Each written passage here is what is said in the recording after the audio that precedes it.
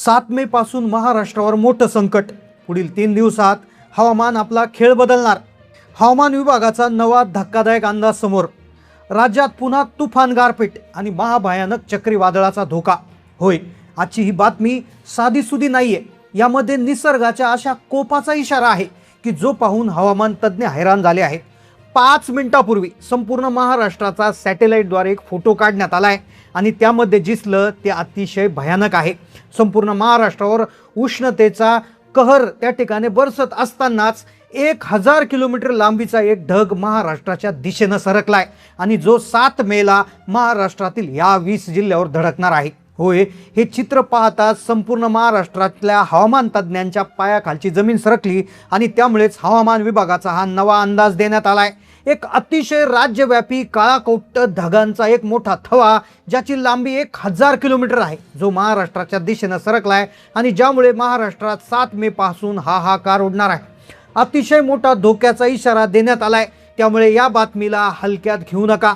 मागील 15 ते 20 दिवसामध्ये महाराष्ट्रामध्ये अत्यंत उष्णतेचा कहर त्या ठिकाणी बरसत आहे. पण आता वातावरण बदलतंय, निसर्गाचा खेळ बदललाय. या उष्णतेच्या लाटेमुळे एक असा मोठा हवामानाचा बदल झालाय ज्यात 1000 किलोमीटर वेगानं एक ढग त्या ठिकाणी सरकतोय, ज्यामुळे शास्त्रज्ञांनी हा सगळ्यात मोठा धोक्याचा इशारा दिलाय.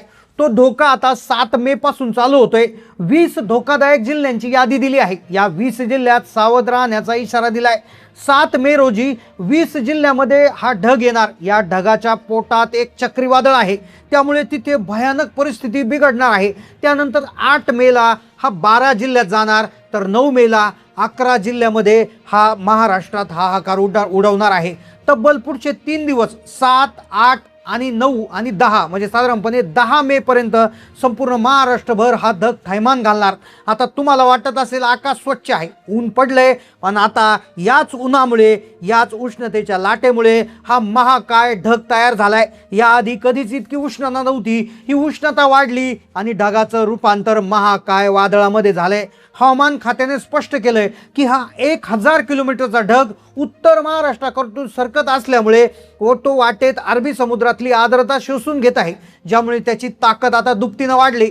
जेव्हा हा ढग फुटेल तेव्हा पाऊस नाही तर जणू आभाळ फाटेल. ही परिस्थिती अत्यंत गंभीर आहे की यामुळे याच्यात मेगा सुपर एल निनोचा राक्षस देखील सक्रिय झालाय.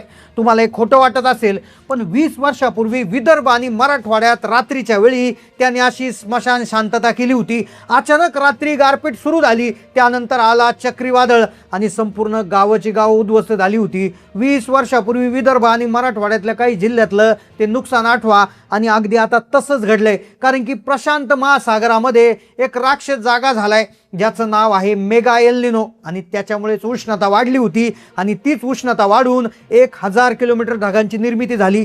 या बातमीला तुम्ही जर अफवा किंवा चेष्टा समजलं तर तुमची चेष्टा होऊ शकते, कारण की अवाढव्य हिमालयाची बर्फाळ हवा देखील या ढगामध्ये घुसलेली आहे. कारण की तो उत्तरेकडून येतोय, तो कुठल्या समुद्रातून नाही तर तो उत्तरेकडून येतोय. आणि पहिल्यांदा असं घडतंय की समुद्रातून नाही तर हिमालयाकडून एक प्रकारचा डोंगर येतोय. शास्त्रज्ञ सांगतोय की हा जो ढग आहे हा जमिनीपासून हजारो किलोमीटर अंतरावर आहे. हे ढग इतका जड आहे की जेव्हा हा फुटेल तेव्हा आकाशातून पाण्याचे थेंब नाही तर बर्फाचे गोळे पडतील. भर दुपारी सूर्य गायब होईल आणि संपूर्ण महाराष्ट्र काळा कुट्ट अंधारात दडपून जाईल. हे महाराष्ट्रावर संकट 7 मे पासून सुरू होत आहे. 8 मेला 12 जिल्ह्यात, 9 जिल्हे याच्यामध्ये 5 जिल्ह्यात आणि 10 मेला पुढच्या 5 जिल्ह्यात, असं टप्प्याटप्प्याने जवळपास 13 मे पर्यंत धोक्याचा इशारा आहे. प्रत्येक टप्प्यामध्ये 10 ते 15 जिल्ह्याला धडक बसणार. यामुळे हवामान विभागाने दररोज म्हणजे प्रत्येक दिवशी कोणत्या जिल्ह्याला कुठे धोका याची सविस्तर यादी आता दिलेली आहे. काही दिवसांपूर्वीच हवामान विभागाने यावर्षीचा मान्सूनचा अंदाज दिला होता. त्यामध्ये एल निनो सक्रिय आहे असं सांगण्यात आलं होतं, ज्याने शेतकऱ्यांची चिंता वाढवली होती. पण तेवढ्यात उष्णतेची लाट आली असं सरकारकडून सांगण्यात आलं. 12 ते 4 या वेळेत बाहेर पडू नका असं सांगितलं जातंय. आता उष्णतेची लाट संपणार आणि निसर्गाचा खेळ बदलणार. 7 मेला हा ढग महाराष्ट्रात शिरकाव करेल. पुढे 8 मे, 9 मे, 10, 11, 12, 13 पर्यंत हा महाराष्ट्रामध्ये हाहाकार उडवणार आणि त्यानंतर येणार भयानक चक्रीवादळ. सगळी यादी समोर आलेली आहे. 7 मे पासून संपूर्ण महिना महाराष्ट्रासाठी अत्यंत धोकादायक आहे.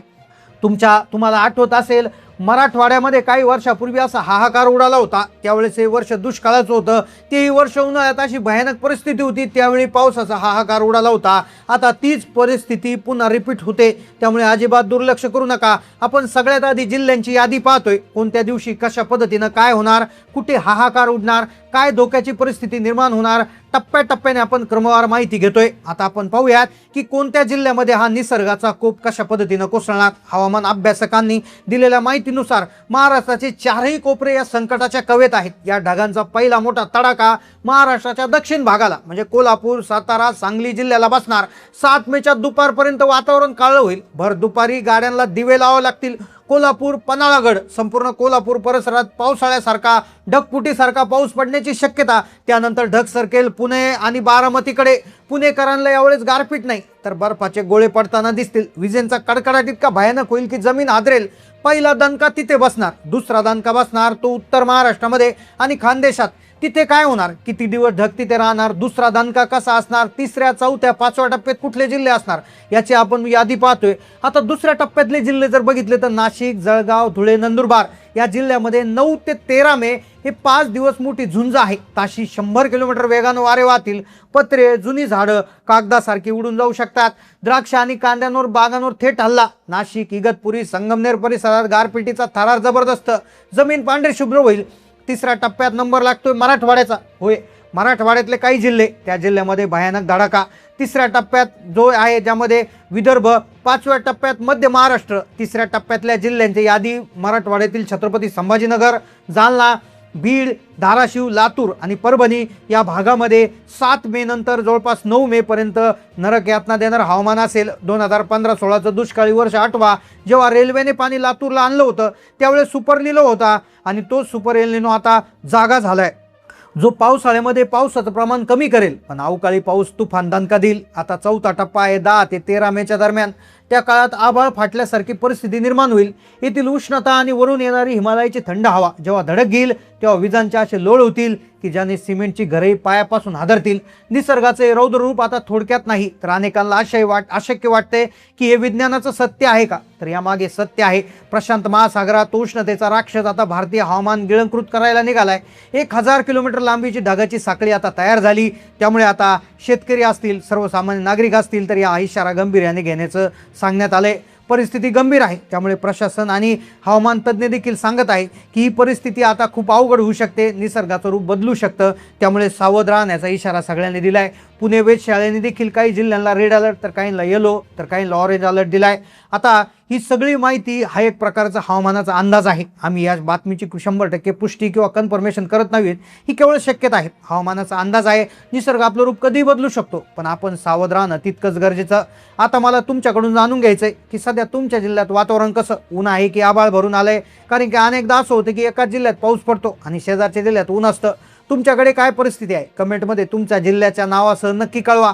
तुमच्या कमेंट्समुळे इतर शेतकरी बांधवांना तिथल्या परिस्थितीचा अंदाज येईल। आणि हो, तुम्हाला काय वाटतंय, गेल्या वर्षीसारखा अवकाळी पावसाचा फटका बसणार का? तुमचं मत खाली कमेंट बॉक्समध्ये नक्की मांडायला विसरू नका। मंडळी, आम्ही ही माहिती तुमच्यापर्यंत पोहोचवतो की जेणेकरून तुमचं नुकसान होऊ नये।